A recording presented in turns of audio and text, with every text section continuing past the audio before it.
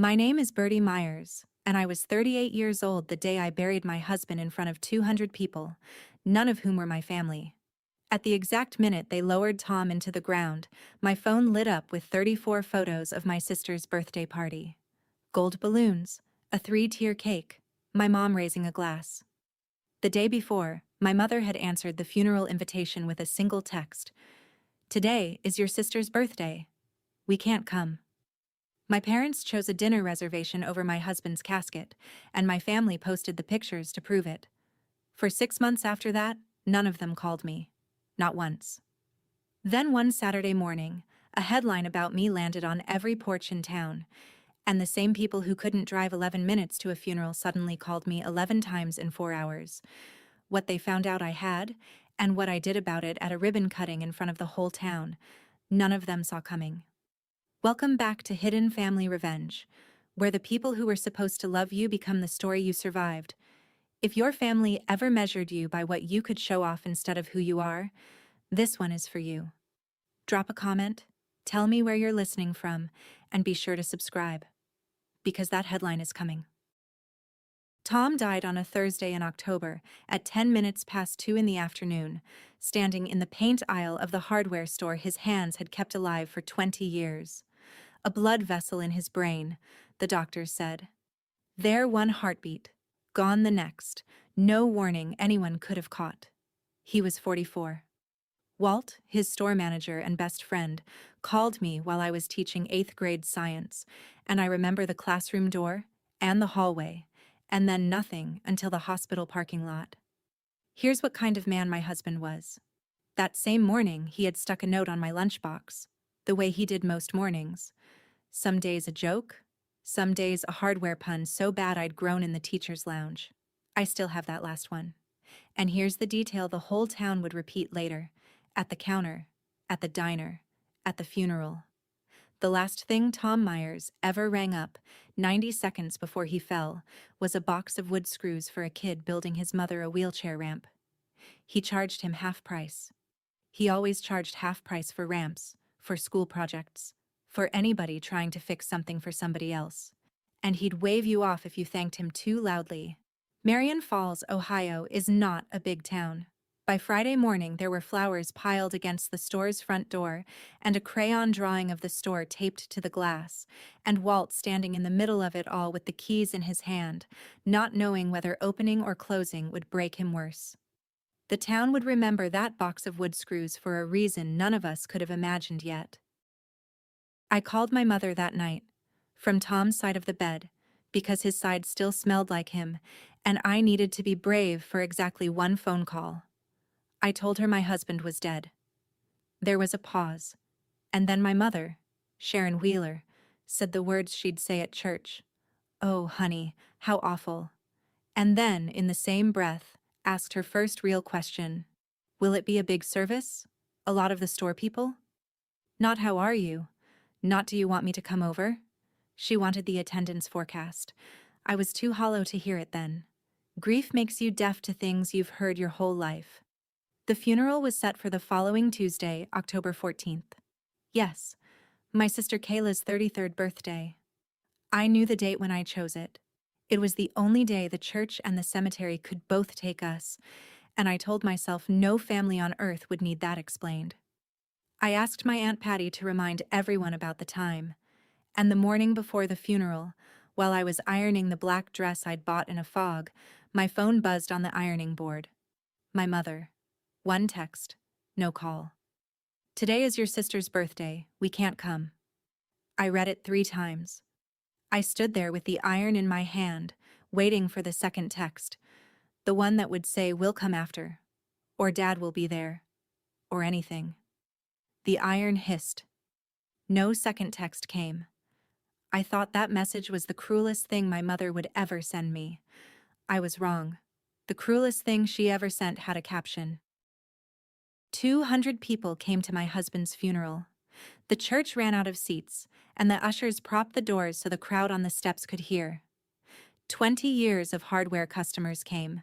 Farmers, plumbers, young couples he'd talked out of buying the expensive faucet. My former students came, some of them grown with kids of their own. The entire Little League team came in uniform, because Tom had paid for those uniforms every spring and sworn the league to secrecy, and the coach decided a funeral was the day the secret expired. Walt gave the eulogy with his reading glasses shaking in his hand. Cole Barrett, 19 years old, the kid Tom had promised to train, stood against the back wall and cried the way boys cry when they've lost the only man who ever bet on them. And the front pew, the one with the little reserved for family card and a brass holder, sat empty the whole service. Rosa Delgado, my next-door neighbor, 64 years old, looked at that empty pew for about 10 seconds, then got up from the fifth row, walked forward in her good shoes, and sat down next to me without a word. She held my hand through the whole thing. A woman who'd known me 6 years did what the people who'd known me 38 would not. I got through the hymns. I got through the folding of hands and the line of hugs. Then, at 2 o'clock, while they lowered my husband into the ground and the wind moved the canopy, my phone lit up in my coat pocket. I shouldn't have looked. Everyone will tell you not to look. I looked. 34 photos, posted public, time stamped between 2 and 2:30. The exact half hour my husband went into the ground. Gold balloons spelling out Kayla, a 3-tier cake with sparkler candles. My mother in her teal dress, the one she saves for photographs, raising a champagne flute at the camera. My father mid-laugh with a party hat someone had clearly negotiated onto his head. My brother-in-law Brett in a vest, arm draped over my sister, who was smiling in that careful way she has, like she's checking the smile in a mirror only she can see. The caption, written by my mother, read, "Family is everything." With the champagne emoji, I stood at my husband's grave in my ironed black dress, and I scrolled all 34, twice, while a man I'd never met filled in the earth behind me. I didn't comment. I want that on the record, because everything I did later grew from that one decision. I did not comment. I did not screenshot it for the cousins. I did not go to war in a Facebook thread. I turned the phone off and dropped it into the pocket of my funeral coat, and I listened to the shovel. And here is the detail I couldn't stop doing the math on, because I'm a science teacher, and numbers are how I hold on.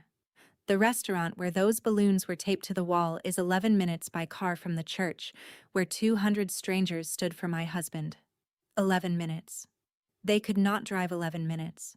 Remember that number, because 6 months later, every one of them would drive a great deal farther, a great deal faster, for a very different reason. Let me tell you who they skipped a funeral for. I met Tom 10 years ago, when the radiator in my classroom died in January, and the district said the repair was scheduled for spring. He showed up after closing with a toolbox, fixed it for nothing, and left before I could find him to say thank you. I had to track him down at the store with a plate of brownies, and he looked at them like I'd handed him a trophy.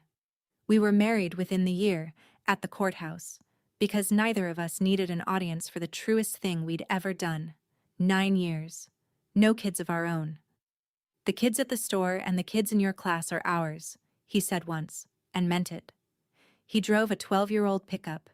He owned 2 flannel shirts he considered formal. Once, a sales rep asked him how a little hardware store survives 20 years of big box competition and the internet, and Tom, restocking washers, said, "Show up. That's the whole secret." He wasn't being modest. It was his entire theology. Show up when the bridge club needs shelving, when the church roof leaks, when a scared kid needs a job. In his desk drawer at the store, there was a folder, cheap, graph paper, dog-eared, labeled Tom's Workshop in pencil. Inside was a dream we'd sketched together over 5 winters, a free trade school for county kids, wiring and carpentry and plumbing, no tuition, taught in the back of the store. There was a column in his handwriting labeled Someday. My husband rang up nails for a living and drove a truck older than some of my students. What I knew, and what nobody in my family ever bothered to ask, was what he was doing with the other half of his life. Now let me tell you about the family that skipped it, because you need the machinery to understand the crash. The Wheelers of Marion Falls run on display. My sister Kayla married Brett Voss, a dentist with whitened teeth and a leased German car, and their wedding portrait hangs over my parents' fireplace at the size most people reserve for windows. When I married Tom, my mother left our courthouse lunch early with a headache that cleared up in time for bridge. My wedding photo lives in the guest room, on the dresser, behind a decorative pheasant. I heard the sentence that explains my whole life at Christmas 6 years ago, standing unnoticed in the kitchen doorway while my mother talked to my Aunt Patty at the sink.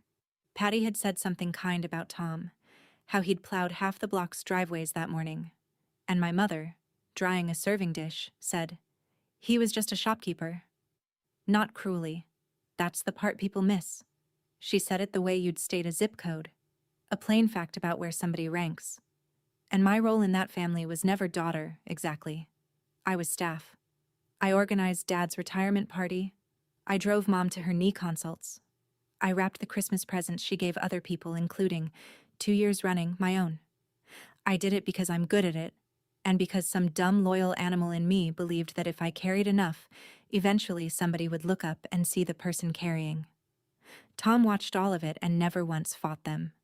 He just sent my mother flowers every birthday, $20-some of quiet decency year after year. She never put his flowers in a vase where guests could see. I counted. Grief is a job you don't get to quit, so I stacked it on top of the one I have. I went back to my classroom after 2 weeks because 13-year-olds are loud enough to drown out almost anything, and some nights I sat in the garage in the cab of Tom's truck because the cab still smelled like sawdust and spearmint, and I wasn't ready for that to fade. Here is the complete record of my family's support in those 6 weeks. Nothing. No casserole, no card. Not one phone call from my mother, my father, or my sister. The single exception came in week 3. A text from my mother that said, "Hope you're holding up." Question: did the store leave you with debts? People are asking. People are asking.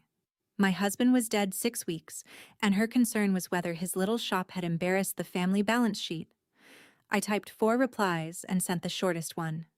No debts, Mom. It was the truest understatement I have ever written. Every night that winter, I did the same thing. Made tea I forgot to drink, sat at Tom's desk, and opened the graph paper folder. Tom's workshop, the pencil sketches of workbenches, the someday column. I read it the way other people read scripture, and somewhere in those weeks it stopped being his dream I was grieving and started being an instruction I was late for. If you've ever buried your person while your family partied 11 minutes away, I'm sorry, and I see you. Tell me in the comments who actually showed up for you, and subscribe, because the headline is coming, and so is the panic. The first week of December, a cream envelope arrived from the office of Ellen Brooks, attorney at law. Estate of Thomas Myers, please call to schedule. I put on Tom's flannel and made the call. Ellen Brooks has an office above the bank and a voice like a level surface. She spread the papers across her desk in tidy rows, the way I lay out lab equipment, and she walked me through my husband's other life. The store and the building it sits in, owned outright.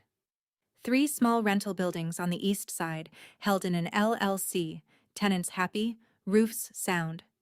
Index funds, ordinary, boring index funds, fed every single month for 22 years, through 2 recessions, without 1 month missed. Altogether, a little over $2.3 million. Everything to me. The will was simple. His parents were gone, we had no children, and there was nobody on earth with a claim. I want to be honest about what I felt, because it wasn't the movie scene. I didn't gasp. I knew we were comfortable. Tom never hid a thing from me. I'd seen the statements at tax time. What buckled me was seeing it all in one place, the shape of it. 22 years of a man in a 12-year-old truck quietly stacking patience like cordwood, while a town assumed he was scraping by and a family declared him a nobody. It looked less like money than like a portrait of his character, drawn in numbers. Then Ellen slid one more page across the desk, and this one wasn't typed. Graph paper. Tom's blunt pencil handwriting, clipped to the front of the folder he'd left in her file, and it said, "If you're reading this, the folder in my desk. Finish it, Bird." My husband left me $2.3 million and one instruction. Only one of them scared me. The store had been dark for 2 months while Walt and I figured out what we were. And one iron gray morning in January, I was inside doing inventory when somebody knocked on the glass. Cole Barrett stood on the sidewalk with his hood up and his hands jammed in his pockets. 19 years old, doing the thing boys do when they've rehearsed a speech and are terrified you'll make them use it. I unlocked the door. He didn't come in. He stood on the mat and asked, all in one exhale, whether the apprenticeship Tom had promised him was still, a thing. Because he understood if it wasn't, he just needed to know.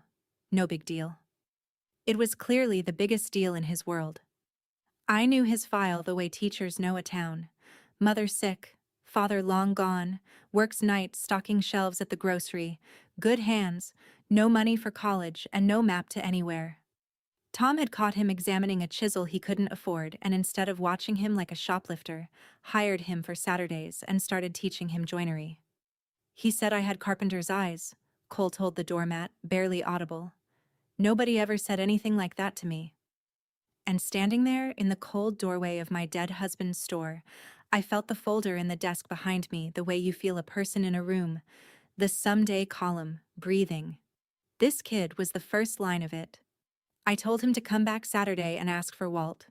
Then I walked to the front window, and I flipped the sign that had said closed for 2 months over to the side that said back soon.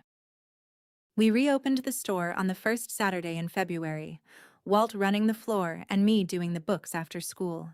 And Marion Falls did the thing small towns do when they've decided something matters. Everybody came, and everybody bought one thing. Nobody needed what they bought. Old Mr. Hendricks bought a single hinge. The Ramseys bought a flashlight to add to what I can only assume is a flashlight museum. A young mother bought a paint sample and cried at the register, and Walt gave her a second sample for free, and then he went into the stockroom for a while. By the counter, we kept the condolence book from the funeral, and it filled 3 pages more that first week. Plumbers, teachers, the Little League coach, half of Tom's poker game, women from my church pew, men I'd only ever known as a wave from a truck window. On slow evenings, I read those pages like a census. Somewhere in the 3rd page, it stopped being comfort and became data. I'm a science teacher. I can't help it. 200 people at the funeral, 3 pages of names, and in all of it, not one Wheeler. Not my mother's looping church bulletin cursive, not my father's block capitals, not my sister's autograph-practiced signature. The people who shared my blood were a blank space you could measure. In late February, a woman in a red coat bought wood glue she obviously didn't need and left her card on the counter. Gazette. Features desk. She'd been one of Tom's customers for years. No pressure at all, she said, but when you're ready, the town would love to know what happens to Myers Hardware. I put the card in the folder next to the someday column. Not yet, but soon. I saw my mother exactly once that winter, and it taught me more than the previous decade had. Rosa dragged me back to Sunday service in March. God can handle your anger, and I made a coffee cake.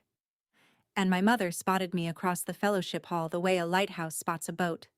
She crossed the room with both hands extended, took my face like a communion cup, and said, at precisely the volume the Women's Committee required, "There's my girl. We're so close, aren't we, sweetheart? So close through all of this." 20 minutes later, in the parking lot, with no audience but the 2 of us and a cart return rack, the channel changed. The warmth drained out of her voice like someone had pulled a plug.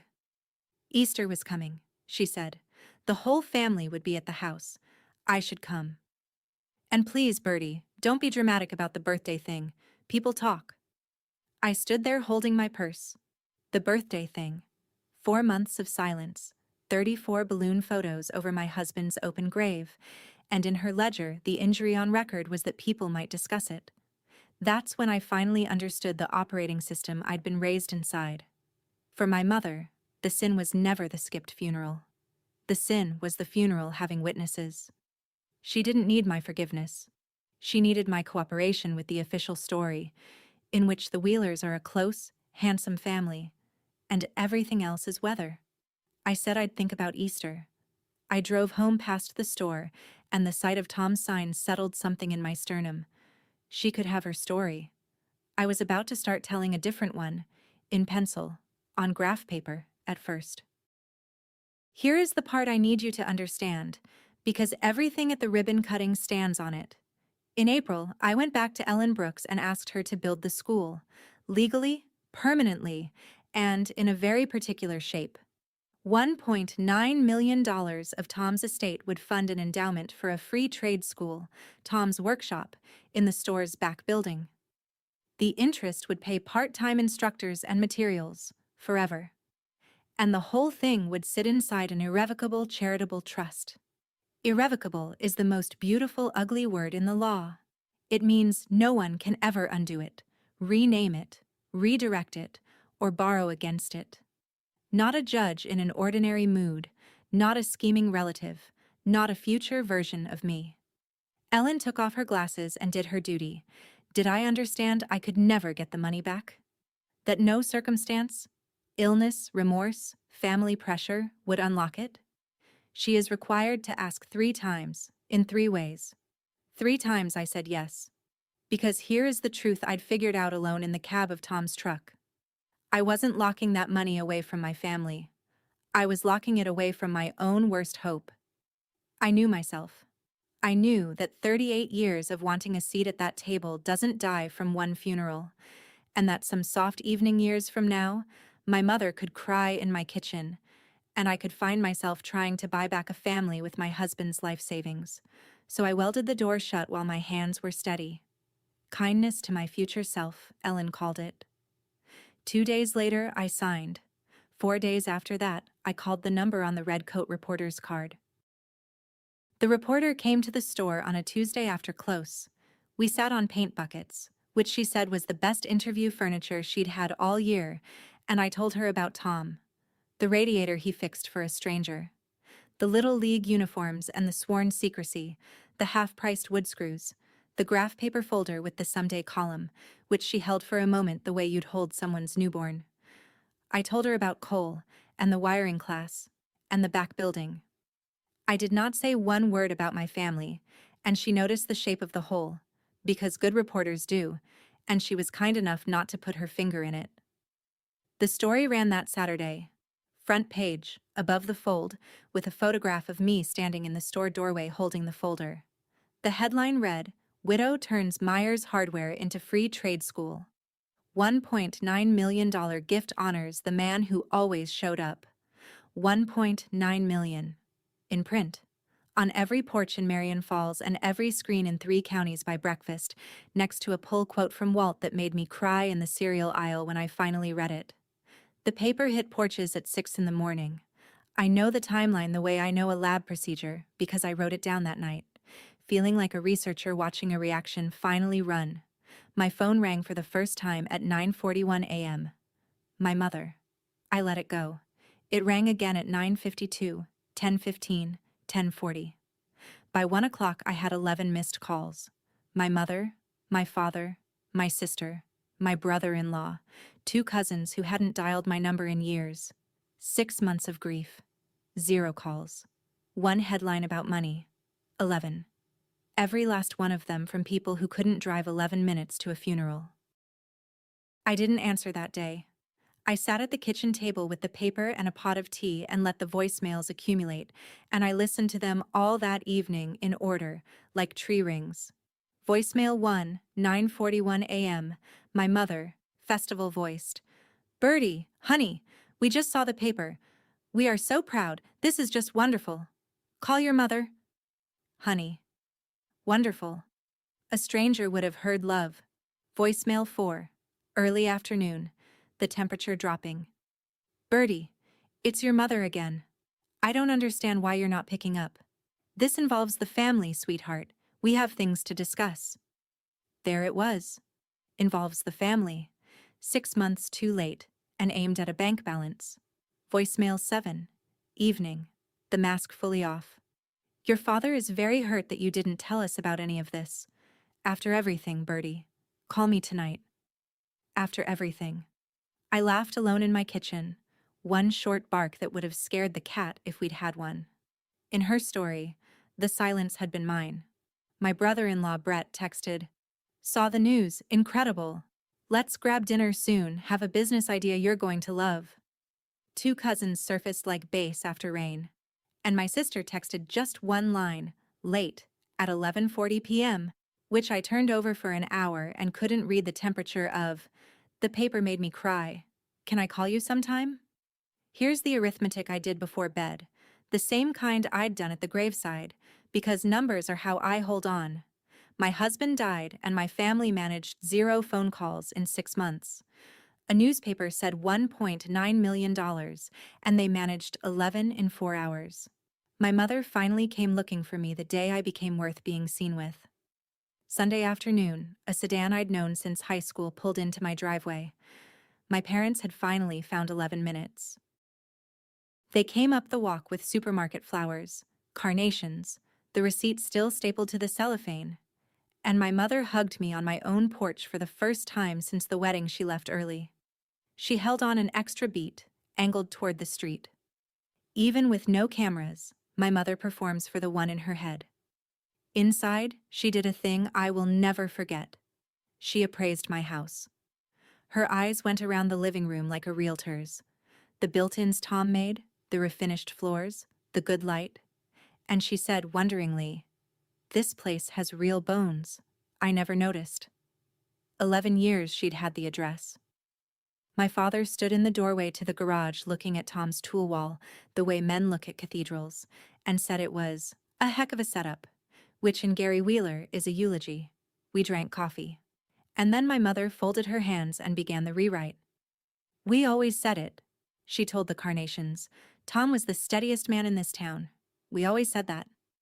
The sentence hung there, freshly painted. I set my cup down, and I used my classroom voice, the one for correcting a wrong answer without humiliating the student. "No, Mom. You said he was just a shopkeeper. Christmas, 6 years ago, at the sink, I was standing in the kitchen doorway." One beat of silence. My mother smiled the way you'd drive over a pothole without slowing. "Well," she said, "we'd love to have you for dinner Sunday. The whole family. To celebrate you." "To celebrate you?" I said yes, and I watched surprise flicker over her face before triumph covered it. Not because I believed her, because a scientist doesn't get to skip the experiment. Sunday dinner at my parents' house had the production values of a network holiday special. The lace tablecloth that comes out for pastors, the wedding china, a roast that must have cost what my mother usually calls highway robbery. My sister Kayla hugged me at the door and held on a half-second too long, like she was trying to send a message through her arms that she couldn't say in the house, then stepped back into formation. Brett poured wine like a man being graded on volume. My father carved. My mother orchestrated, radiant, narrating dishes, steering conversation like traffic. And I sat where I have always sat, one chair off center, watching the machine run with my new eyes. It was fascinating, honestly. Once you stop needing a performance to be true, you can finally admire the choreography. My mother raised her glass and said, "To family," and looked right at me with what an anthropologist might call warmth. And everyone drank, and I watched my sister's eyes go to her plate on the word family, like the word had a weight only she could feel. They asked about the school with the studied casualness of people who had rehearsed not seeming eager. How big would it be? Who decides these things? Is there, this from Brett, swirling his wine, a board? Or is it all just you? "All just me," I said pleasantly, and watched that answer travel around the table like a current. My mother's smile tightened one notch. Dessert arrived, my mother's famous lemon cake, the one she makes when something is being celebrated or extracted. And with dessert came the reason for the tablecloth. Brett straightened, set down his fork, and produced the voice he must use on patients before the drill comes out. He'd been thinking, he said, about synergy. His dental practice, "You know it's the premier practice in Westbrook," was at an inflection point. Growth opportunities everywhere.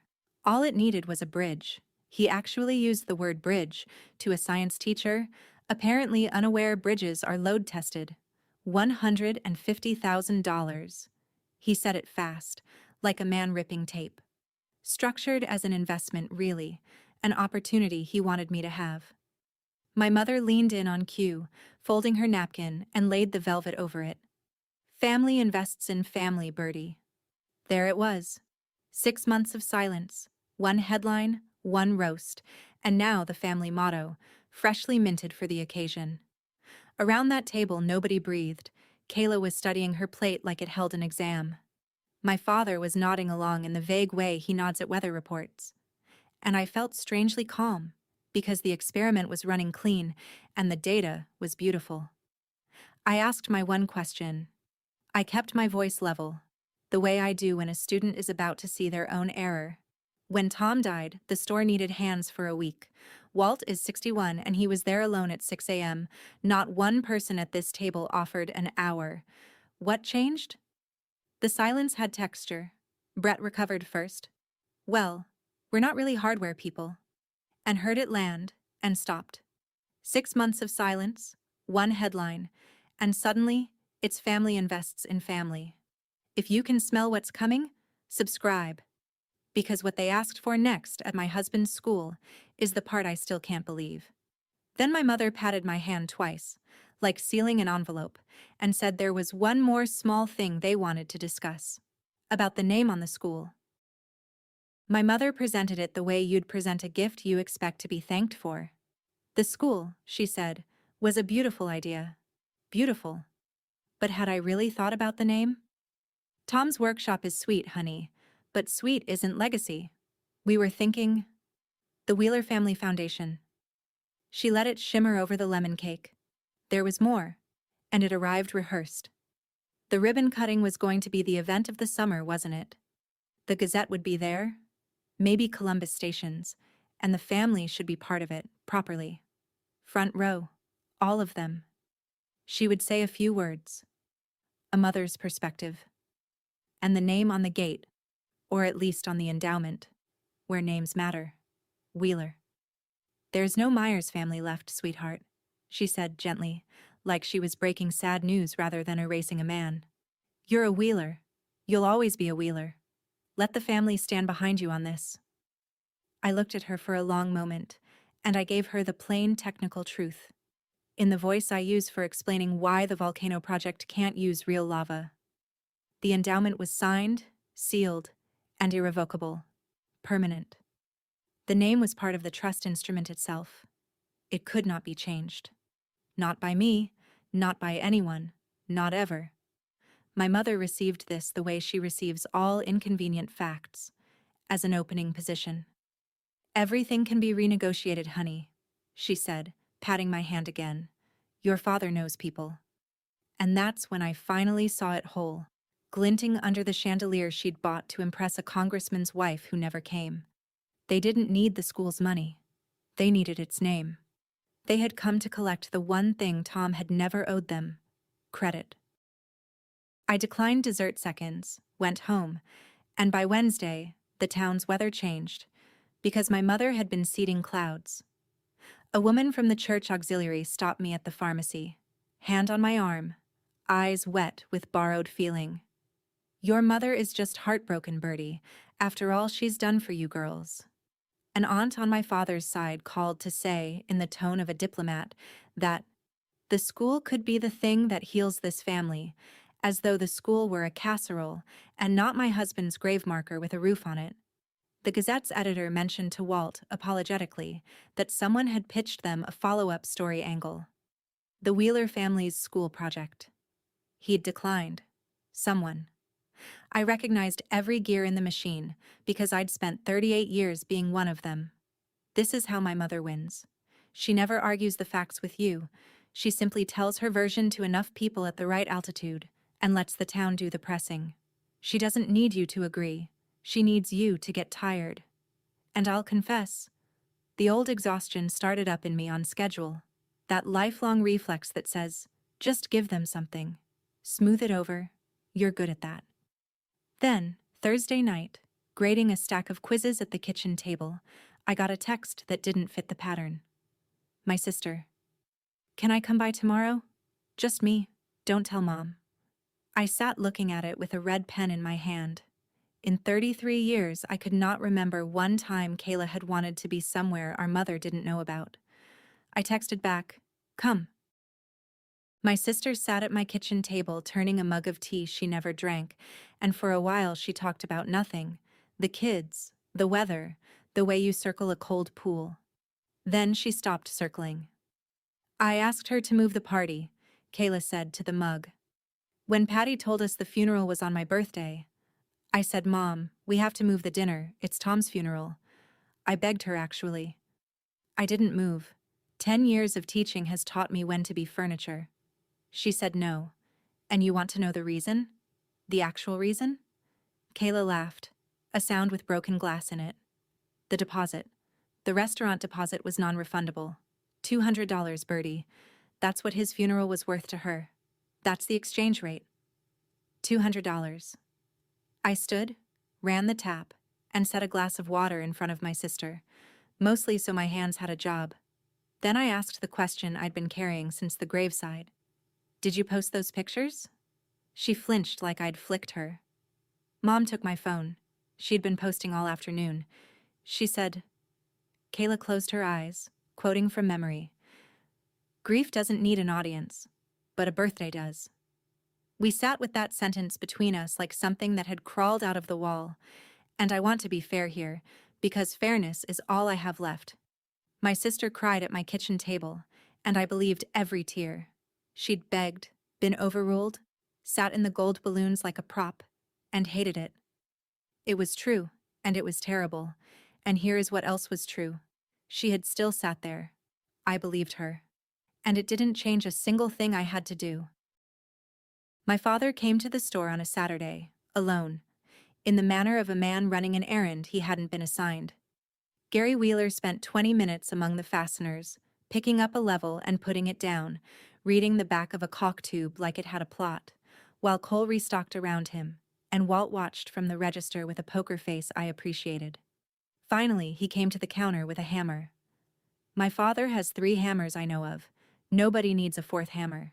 He turned it over in his hands and said, to the hammer, "Your mother just wants us all together again. She means well, Bertie. Underneath." Underneath. My whole childhood lives in that word. Everything decent about my father filed underneath, where it never has to show up and testify. I rang up the hammer, and I asked him the only question I had left for him. Quiet. No edge on it. Because you don't need an edge when the question is heavy enough. "Dad, where were you at 2 o'clock on October 14th? He looked at the hammer. Off in the aisles, a drill test whined and stopped. "There was cake," my father said. And then he heard it. I watched the sentence arrive in his own ears, watched a 66-year-old man hear the actual size of it. And his face did something I hadn't seen since his own father's funeral, and he couldn't say anything else at all. He paid with a 20 and left his change on the counter. $11. Everything that man ever handed me my whole life came out even and on time, except the one thing that counted.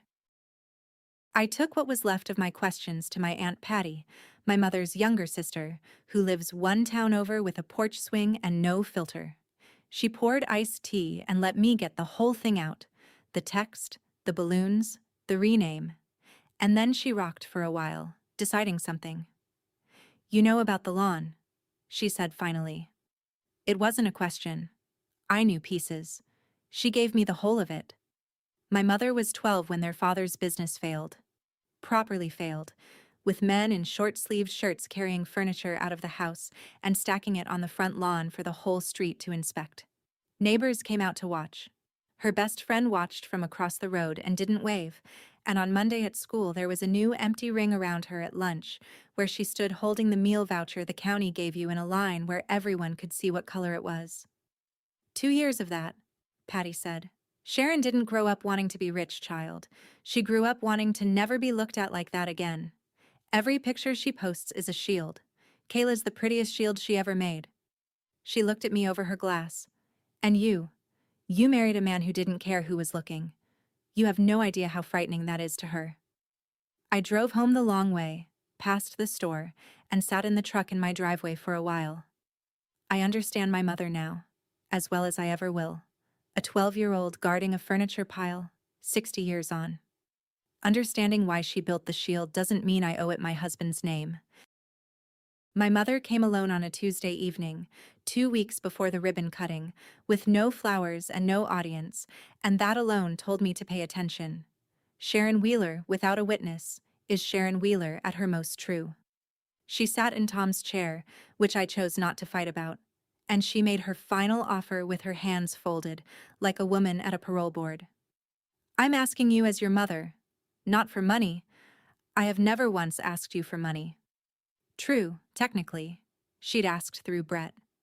Front row for the family, a few words from me at the podium, and the family name somewhere on that gate. A plaque, even. Something small and tasteful. Give me that, Bertie, and it's over.